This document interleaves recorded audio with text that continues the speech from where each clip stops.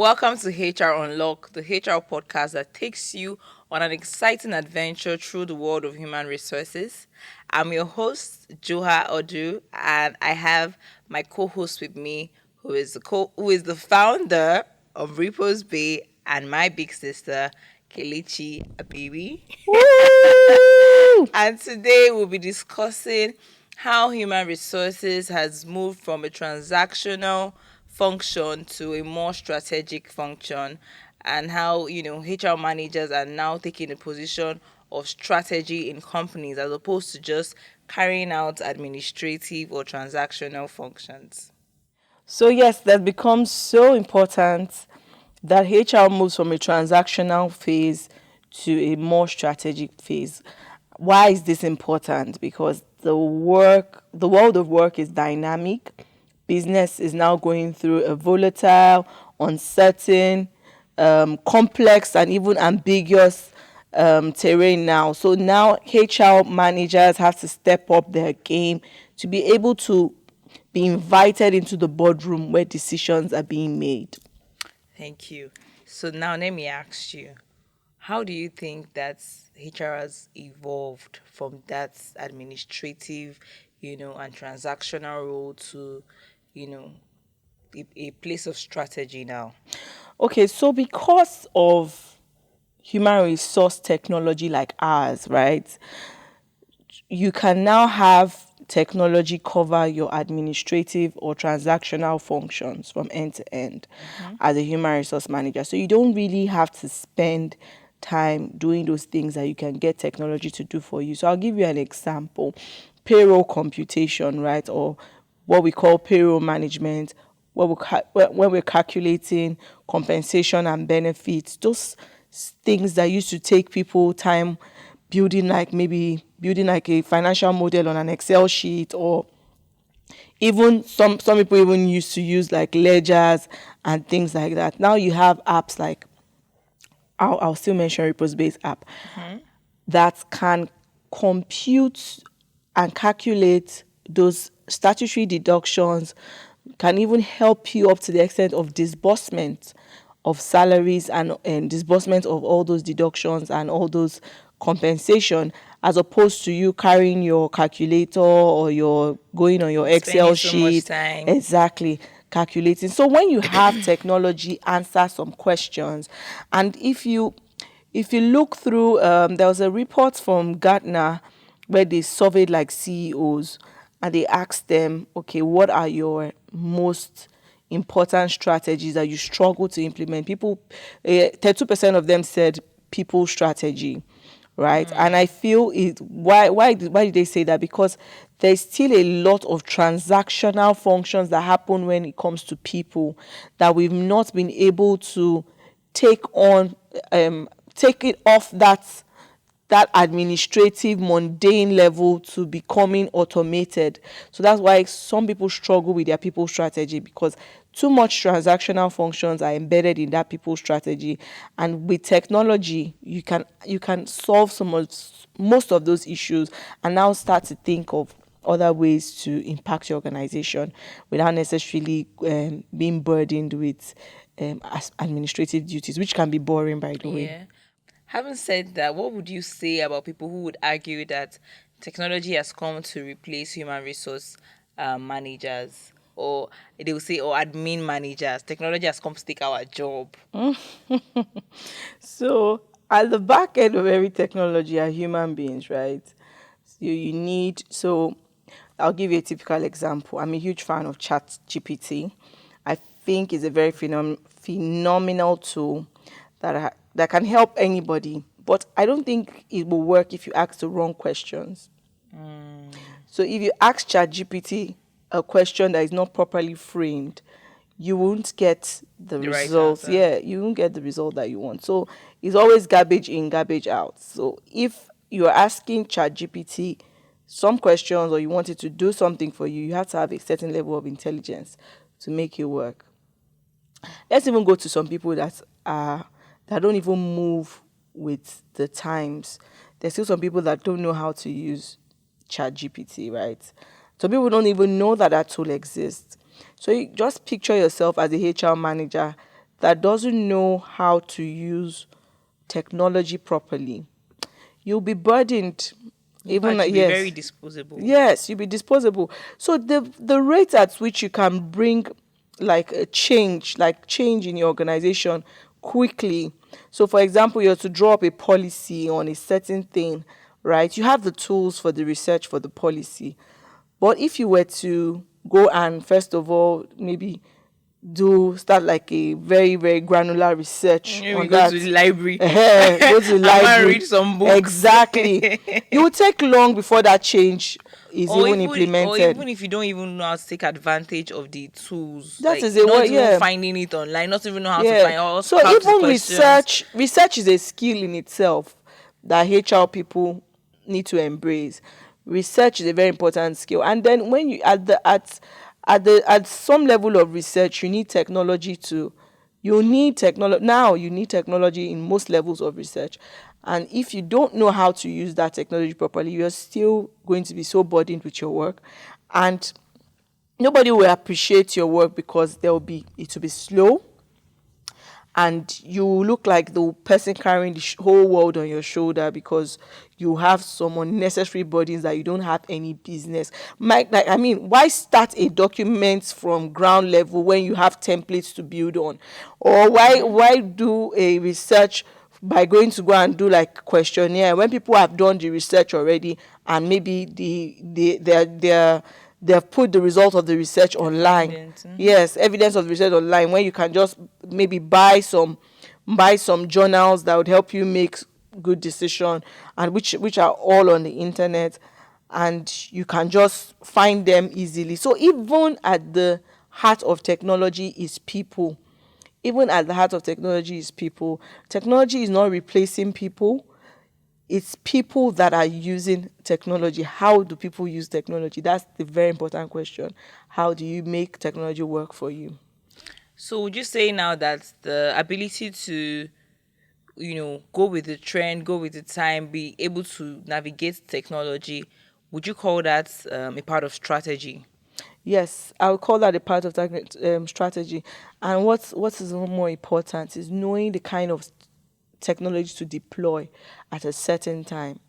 Not all teams are ready for not all teams are ready for like technology, like in terms of the industry. Sometimes you might have a mix and match in an industry of people that are blue collar and white collar level. And maybe for example, the blue collar maybe have like educational gaps, right? So there's a certain level of technology you can introduce those set of people to, and then there's a certain level of technology you can introduce higher level people and more educated people to. So yes, so knowing how to navigate technology per the kind of people in your organization, right? And no, let's even go to this very important point. There's a generational, we have a diverse generation in the workforce now, and we have a mix of generation in the workforce now. So there's some technology that will work faster for Gen Zs. They call Gen Zs like what they call them, technology natives, or what do they call them, right? They were born in the era of technology. They are used to the era of technology. They are the ones that will catch on to a TikTok faster than millennials. They're the ones that will catch on to any new social media app you bring up. They're the ones that will catch on faster, most likely. So now we have Gen Zs, millennials, baby boomers in the workforce, which is Gen Z, Gen Y, and Gen X in the workforce, right? And all those levels of people respond to different levels of technology. So knowing how to make your technology even inclusive to your team, make your team make your strategy for technology even more inclusive to your team is as important as the technology itself. So, apart from, being able to introduce technology and AI into like, human resources and into the business in general, what other competencies or skills do HR managers or HR professionals need to have to transition from being transactional to being strategic? Well, there are two important skills after so leadership, self leadership, right? You have to own and you have to own own your competencies, your skills, and keep improving on them, and also staying self-motivated while doing this. So I see people, they some people do some work without having a proper thought process as to why they are making that decision, and some people are even doing things that don't resonate with a process. So you're doing things absent-mindedly, for lack of a better word. You're just doing it to tick the boxes. You're not thinking like, how does this thing impact the bottom line of this organization? You're not thinking money, you're not thinking profits, you're not thinking sales. So you're just doing stuff So that's that like lack doesn't, of, you're not yes, owning the you're entire not role, owning the the process. role. Yes, you're not managing. You're not leading yourself. You're not motivating yourself to properly own your role, own your skills, make it better. Look for ways to deploy your skills, because you can't even know you have certain skills if you don't properly deploy them at the needed time. And when you're doing things, you have to have a process kind of mindset. Why am I doing it? Ask the whys. Why am I doing it? Why should I keep doing this? Is there a better way?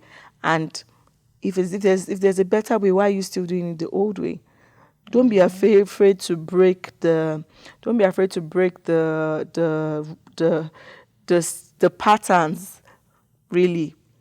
If it's not working, if you're doing things the same way and it's not working and you keep doing it the same way, and it's still not giving you results, why are you still doing it?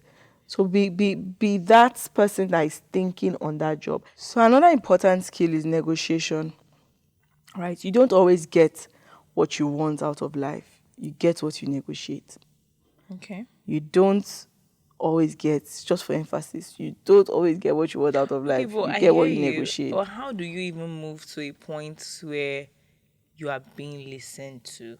What do you need to do? Because, sometimes if, especially those people that call themselves HR admin, people don't even it gets to a point that you are overlooked, one, and you stay in that position. You may not even be replaced or anything, but you also see that you're not even growing in that position. You're overlooked. So how do we break open that door? How do we get to sit at that door? And not just because, how do we get into the meetings, not just because we're taking minutes of the meeting, or because we have to bring in water, or because you have to make sure that Coffee. everybody, yeah, or everybody is seated there. No. How do we position ourselves in a way that we can sit in these meetings, and our opinions are not just asked for, they're also heard, they're listened to, and we can actually, we have a voice in the meeting, we matter. So a lot of times people just see HR as recruitment, but I think that we are more than that. We are the people Yeah. that are supposed to help the company bring out Yeah, we're the business value partners, yeah. in the human capital. It's one Exactly. thing to hire people, it's another thing to be able to drive these people. But do these employers know? Do the CEOs know? Does the MD know that HR can sit? Does the MD know that we need to be in that meeting where you guys are talking about your company's balance scorecard, to be able to tell you how we can. That how it impacts the people and how we can drive Exactly. So and engage the people. how do we get there? Okay, so I would say first of all, you have to speak from data. You can't just be speaking on things from vibes, right? Do the work of researching and gathering data, gathering information, getting buy-in. So some of us, we feel like we don't do we don't do a good work at office politics. Office politics is a very interesting term, but I think the best term to use is like navigating. So you have to be able to do some office politics. You have to get people's buy-in. You don't just get people's buy-in because of your position. You get people's buy-in because of the trust they give to you. You get people's buy-in because you're coming from a place of confidence and you can only come from confidence if you have knowledge to back up your confidence. And then the data that you talked Yes, about. if you don't have data, if you don't have knowledge to back up your confidence, you're wasting everybody's time. You're just nobody's going to believe you if you cannot come from a place of evidence and data. And some of us, we just feel that HR, I'm HR manager, let me just mind my business. You have to navigate, get to know people, get to know the people that your boss listens to. Your wicked boss has somebody that they listen to. Your tough boss has somebody that they listen to. So who are those people that your boss will likely listen to? Navigate those people, get to know those people, have a relationship with such people, right?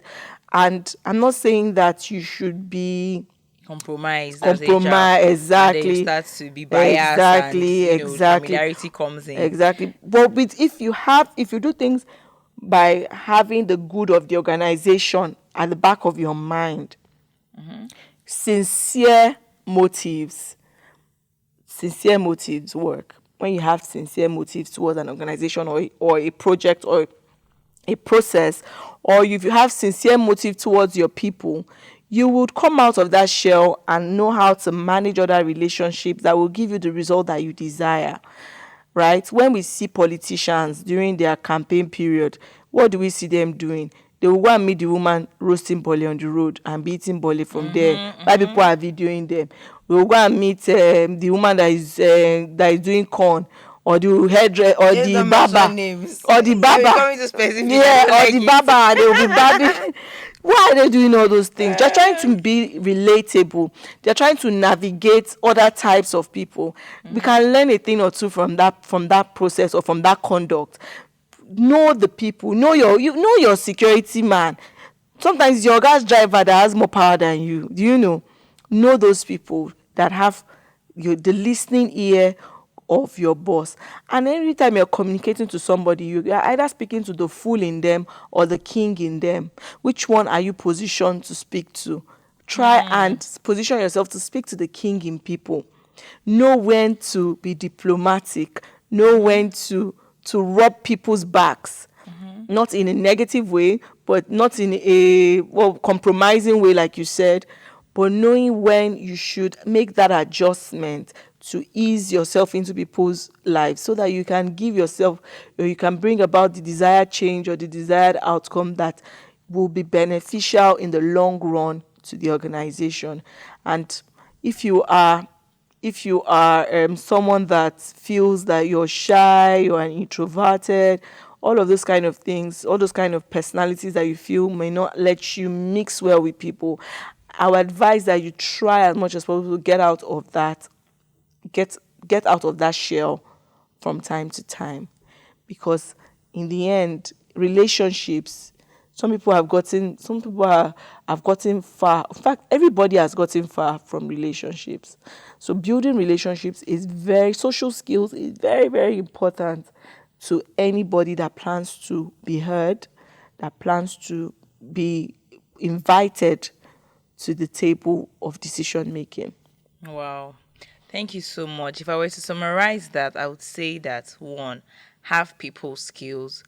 Two, have the knowledge to back it up. So it's one thing for you to have enough people skills to be invited into the room, but when you speak, what are you saying? A wise person once said that the difference between a confident person and a noisemaker is knowledge. One person is speaking facts, speaking with data, Yeah. and the other person is just making noise. So, when you're invited into that room, are you going there to make noise? Are you going there prepared? And I would say that for us as HR professionals, it's very important for you to have done your research, so you know that Who is in the room? yeah, you know who's in the room. You know that you're already privy to the kind of meetings that you're going to be having. Yeah. You're going to be doing yourself, no good not doing a research before that. We're having a meeting with the oil and gas company because our company is trying to do some merger. Also, go and read about the oil and gas company. Go and read about what the merger would the implication of a merger with your company and oil and gas company. Just do a research so that by the time you're given a chance to speak, and you see, the thing about this thing is that you're not always going to be given a chance to speak. It might come just once. So you need to You live be ready. prepared. Yeah, That is the way to that is break it. from being transactional to being strategic. That is when they start to listen to you. That's when they Exactly. start to involve you in important decision Exactly, making. exactly, and of course, knowing how profitable your company is, because every business is everybody's in business for Money making. revenue. Yeah, so if even if you're not even if you're in a non-profit, for example, there's an impact area you're heading towards as an organization. There's a Yeah. traction. There's a part of a part of the value chain that you're heading towards. So know those numbers and know the implications of those numbers. Some of us, we're from deep art background, and when we see numbers we're You like, see mass like what this. Let me is just skip. this? What is this? Right? Yes. And And then, so you need to know sales. How much money does my company need? Not that you'll be giving a salary band that is not realistic. And by the time your company gets into a tight corner or maybe near bankruptcy, they start to cut people's salaries and remove people from their roles. If you had properly planned that journey, or plan that process of hiring, or even plan that compensation and benefit process strategically, you won't get into that kind of problem as well. And collaborate with people that understand numbers. If you don't understand numbers, yes, I agree with you. I like that you said sales and that you said, know the financial health of the company. So the truth is that if you're moving from HR into, I am moving to a strategic partner, get ready for operations. And, with operations comes sales, with operations comes finance, with operations comes strategy, people management. So to be able to sit at that table, you need to get ready to do more. So it's one thing to say, oh, let's transition, but you can't transition as an admin to strategy and remain an administrative just because of one big bright idea. You need to get ready to do the work, and it involves more work. The reward for hard work or good work is more work. yes, so And so you need to be prepared as HR professionals. We need to always prepare for more work, and research, research, research. Data is your friend. HR analytics is very important if you really want to move to strategy. yeah, And I think that that's our time for this episode. I hope that, Kelechi has given us a lot of insights. yeah, I had She has fun. given us a lot of insight. She is a big fan. She's a tech CEO now. So she's a big fan of technology. And that's why she started using technology. Yeah, It's very important to me. It doesn't matter your generation, what generation you belong to. If you're Gen X or Gen Y or Gen Z, technology is very important. As far as you're alive and you're in this Gen Z world or you're in this technology era, it would be nice. So it's very important actually for you to move with the trend and stay on top of things. Thank you guys. If you stayed with us till this time, if you came ooh, from the last episode to this episode, we love oh, we you. love you, Stay thank you. tuned. We hope that our next episode would bring a guest, someone that would give us, more gist into what it's like to be a CEO, or maybe bring a business partner, or maybe bring another HR professional who can shed more insight to, the role and how they Yes, probably transition from, administrative strategic roles. And thank you guys once again. See you next on our next episode, episode. bye.